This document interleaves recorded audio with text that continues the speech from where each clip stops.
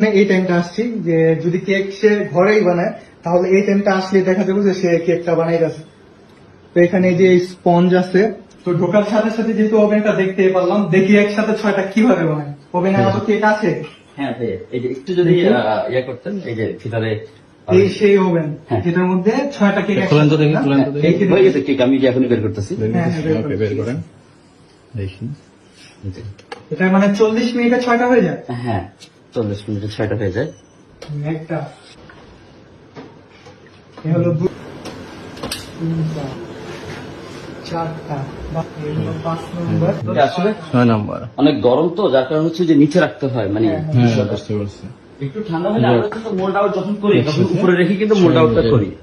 এই হয়ে গেছে, অলরেডি দেখা যাচ্ছে। কেকের সত্যতাটা দেখতে পারলাম যে একসাথে 6টা কেক যে বানায় এটা সত্যি কথা। একসাথে 6টা কেক আপনাদের সামনে বের করবো। আর এই ওভেনটার মধ্যে একসাথে 6টা 40 মিনিট হয় না? 35 মিনিট লাগে দিয়ে 35 মিনিট। হ্যাঁ, 180 হিটে দিলে 35 মিনিটের মধ্যে হয়ে যায়, মানে আধা ঘন্টায় অলমোস্ট 6টা কেক, আর 1 ঘন্টায় 12টা কেক আমাদের হয়ে যায়। 1 ঘন্টায় 12টা হয়ে যায়। হ্যাঁ, 12টা হয়ে যায়। আমি আরেকটা জিনিস আপনার দেখেন, এখানে তো কিছু স্পঞ্জ আমি রাখা আছে, হ্যাঁ। এখানে জায়গা না দেখে আমি এই যে এখানে কিছু স্পঞ্জ রাখছি, আচ্ছা, এই যে ওয়াও, কিছু সবটা স্পঞ্জ এখানে। কিছু স্পঞ্জ এখানে রাখা আছে। আচ্ছা, এখানে রাখা আছে। হ্যাঁ। অনেকের প্রশ্ন এটাও ছিল যে 10টা